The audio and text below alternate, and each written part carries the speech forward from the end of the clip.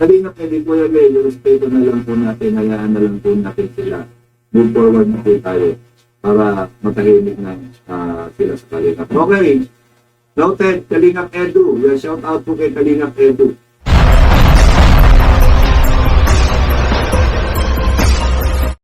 Alam nyo, lumakas ng husto yung sa SOCMED, no?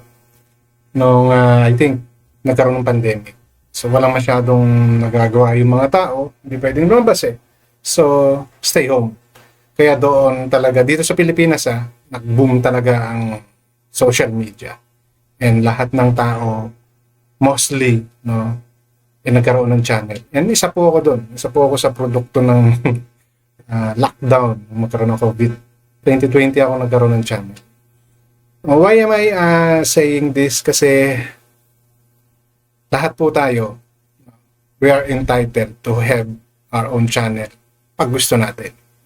Mas maraming YouTuber or content creator, mas ano kay YouTube yan? Pabor. No? Kasi kikita siya dyan. Biruin mo yun kung ilang milyon ng YouTuber ngayon or content creator. So tubong lugaw talaga si YouTube. And lahat tayo ay entitled na magkaroon ng channel. Ang problema, kung ikaw, yung taong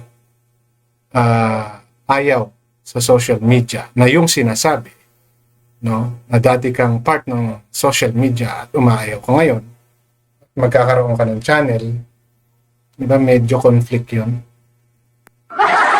Conflicting siya. Kasi umaayaw ka sa SOCMED tapos ngayon, magkakaroon ka ng channel. Bakit ko ito nasasabi? Kasi ito po yung sitwasyon ngayon ni Viancy. Itong nag-complain kay Bal Santos sa Rapi Tulfo at nag-counter-complain din si Bal Santos. At nakita po natin lahat yun. At naging guest din po itong si Viancy at ang nanay niya noong si Bal Santos naman yung nagreklamo rin. At doon, pinaulit-ulit nila at sinabi nila na tanggalin yung kanyang mga videos dahil ayaw niya na sa social media at gusto niya nang manahimik. Hindi po ba? Hindi po may tatanggi yan. Halos lahat alam yan. Then, out of nowhere, biglang may nakita tayong channel. No? At ito po yung katibayan ng channel na yon. Ayan. Meron na siyang ilang subscriber. Marami-rami na tong subscriber niya eh. Okay? At ang video niya ay yun pang kuha kay Jessica Soho. Oh, dami na subscriber niya. 6,250 na. No? Parang kahapon, ilan lang yun eh. So marami na. Pero isa pa lang yung video niya. Ngayon, may mga kwento, I'm not too sure about the kwento, according to some, ito daw ay ginawa ni Kapeso. So regardless, ginawa man ni Kapeso yan or hindi, isa po ang magiging implication nito sa mga kita. Di ba? Yan ay gusto mo nang magka-channel at maging YouTuber. Di po ba? Aminin natin sa hindi, ganyan po ang iisipin nating lahat. Kalokohan na hindi tayo mag-iisip ng ganyan. Dahil may channel ka eh. Anong purpose mo? Oh. Ano yung plano mo dyan? Di ba? Sige, sabihin na natin na gusto ko lang magkaroon ng channel. But still, may channel ka. Akala ko ba ayaw mo ng social media? Di ba? Eh bakit may channel ka na ngayon? So yan po yung ilan sa magiging katanungan ngayon ng mga tao with regards dito kay Viancy. To think, di ba, na sinasabi niya na siya ay traumatized. Di ba? Na-trauma sila, na-stress sila, ang dami nilang sinasabi, pati yung nanay niya, di ba, na masyadong nadadrag ang pangalan nila sa SOCMED. Pero, bakit po nagkaroon ng ganitong channel? So, ibig sabihin ba niyan, ready ka na ikaw ay mabash? And actually, ngayon nga, marami na may nag-content nito. Marami na ang nagbigay ng kanya-kanyang opinion. Ang sa akin lang ngayon, no, sa mga ginawang ito ni Beyonce and the family, hindi na po nagiging maganda ang implication nito sa inyo. Lalo na kay Beyonce. Lumalabas ngayon na hindi ka totoo sa sinasabi mo. Aminin natin sa hindi. Kahit na ano pa po ang isipin ninyo. Kahit ano pa po ang isipin ninyo. Yun na po yung magiging implication nun. Di ba? Nagpatulpo pa kayo. So kahit nasabihin natin na hindi yun yung iniisip ng tao at hindi yun yung intensyon ninyo, yun na po yung iisipin. Kasi meron kayong usapan sa barangay. Di ba? Mag-uusap kayo ni Kuya Bal sa barangay. Pero mas pinili mo kay Rafi Tulpo. Kahit nasabihin natin na ang purpose ninyo doon ay ma-call out talaga si Bal Santos Matubang at maipakita na seryoso kayo, still the same. No? Sa mga nangyaring ito, sa pagkakaroon ng channel ni Beyonce, yun yung iisipin ng tao. Okay, hindi depensa ninyo. Kita nyo naman, isang video pa lang yung content. Diba? Oo, isa pa nga lang. Pero yan po ang patunay na kayo ay may channel na si Beyonce ay may channel na. Hindi ba? Yun lang po yun. So, hindi maialis sa isipan ng kahit sino ngayon na isipin na ikaw ay kaya ka umalis dahil gusto mo, no, na magkaroon ng channel mo. Aminin natin sa hindi, karamihan, no, mapa supporters man ninyo or against sa inyo, yan na po ang iisipin. Kasi ang linaw ng mga sinabi ninyo na ayaw nyo na sa SOCMED, na trauma ng gusto ang mga magulang mo, kung ano-anong bashing ang nagawa sa inyo. Di ba? So, ako mismo, isa ako doon sa talagang nag-iisip na lalayo na kayo sa SOCMED. Di ba? Yun eh. That's the bottom line of what all your complain sa Rafi Tulpo at yung pagpapatake down ng mga videos ninyo. Di ba? Yun lang naman yun. Pero bakit ngayon nagkaroon ka ng channel? Yan yung katanong ng karamihan. So, magiging vlogger ka na rin ba? At sa pagiging vlogger mo or content creator mo, ready ka na ba sa more and worst bashing na pwede mong ma-receive? Tapos tinawag mo pa ng manyak si Edu.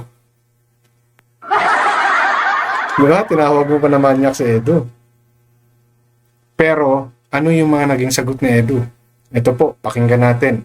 Doon sa live ni Kuya Mel, pumasok si Edu and he's sharing or asking something from Kuya Mel. So, allow me to play that part of the video ni Kuya Mel. Halina kay Kuya Mel, respeto na lang po natin, hayaan na lang po natin sila. Move forward na po tayo para matahimik na sila sa Kalingap. Okay. Noted, Kalingap Edu. Shout out po kay Kalingap Edu. Noted po, noted. Ayan. So, ayan. Bilang respeto sa kapwa Kalingap po, ano? Ayan. Narinig na nabasa naman po natin. Sinasabi ni Kalingap Edu dyan. Ulitin to ha. Ayan. Yan po, legit yan. Si Kalingap Edu yan. Kaya nakiusap po yan. Kuya Mel, respeto na lang po natin.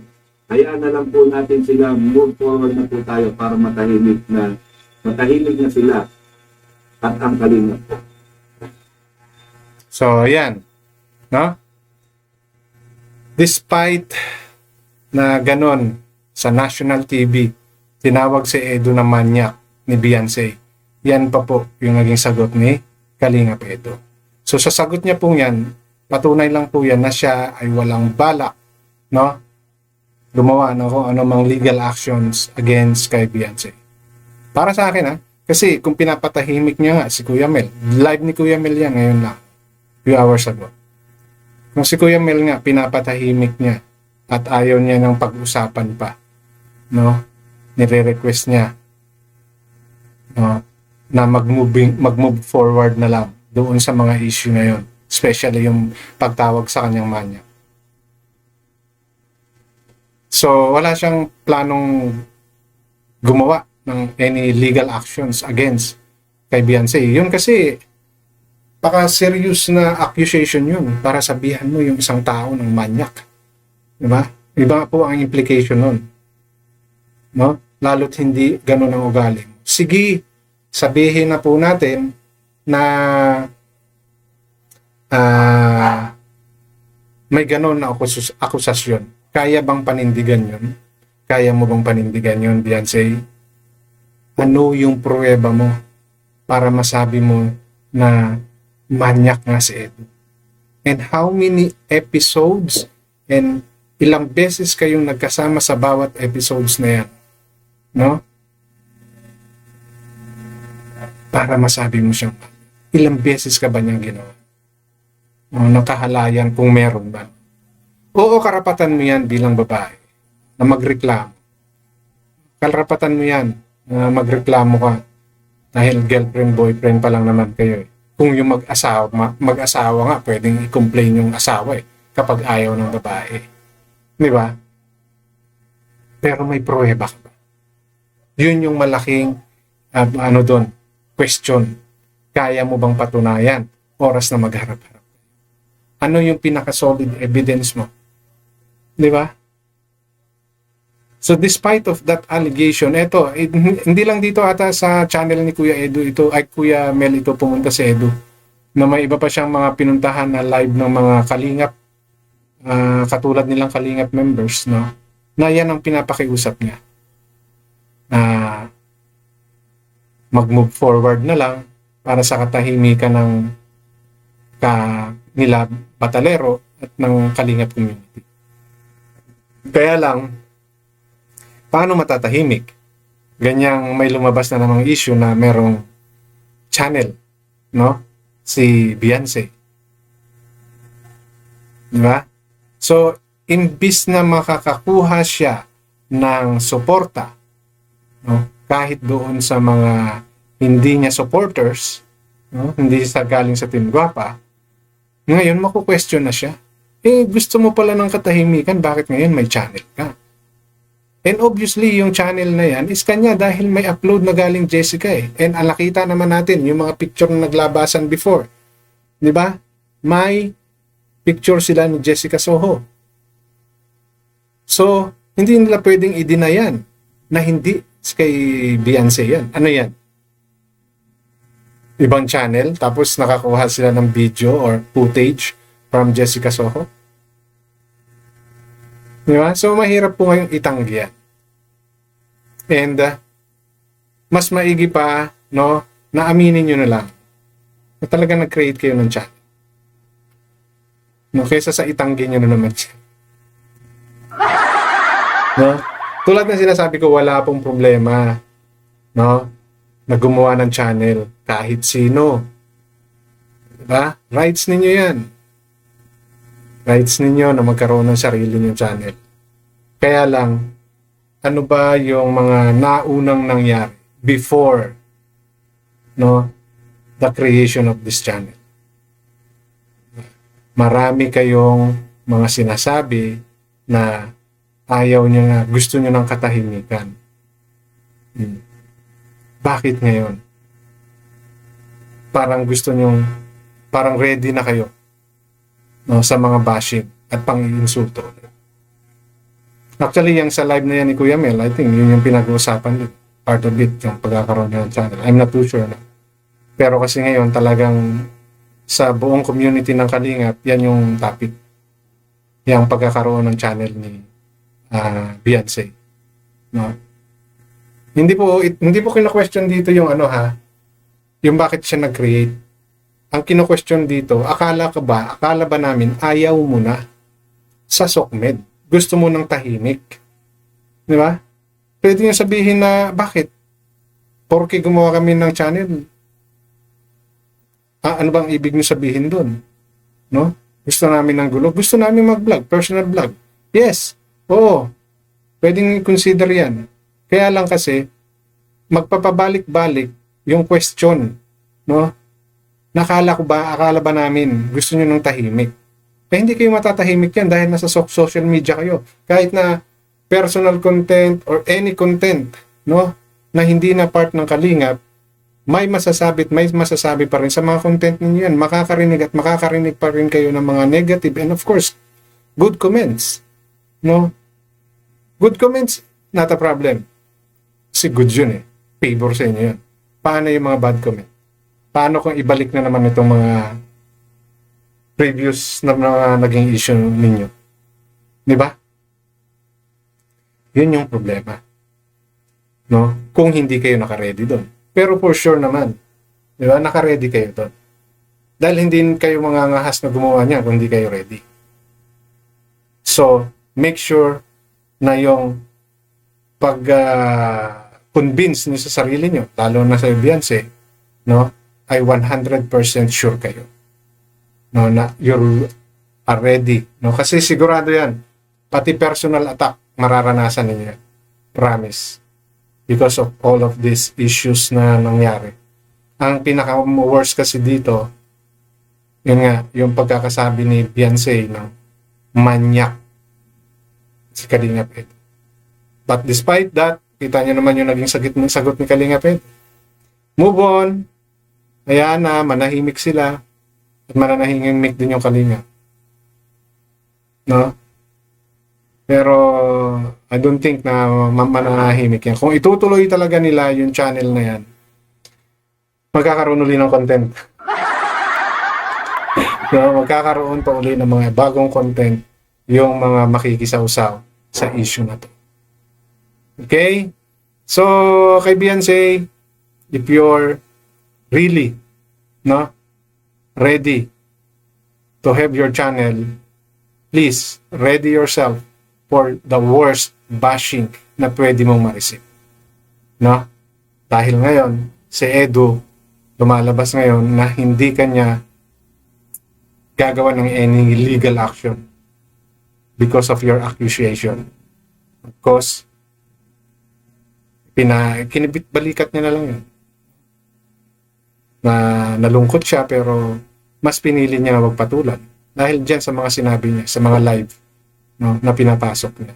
Hinihikayat niya ang lahat, no, na hayaan na, mag-move on at kalimutan. So, ang sa akin lang dito, be prepared, no, for bashings to come and expect the worst. Ika nga. Okay, so bago po ako mag-end, welcome pala sa aking channel. No, kung hindi pa po kayo nakapag-subscribe, please subscribe and hit that bell button para maging aware kayo sa aking mga upcoming content. At kung meron kayong mga comment, suggestion, recommendation, leave it on our comment section. Issue lang po tayo, walang personalan. Ha? At always po, matuto kayo mag-fact check para hindi po kayo mapagsabihang fake news. Hanggang dito na lamang, maraming salamat.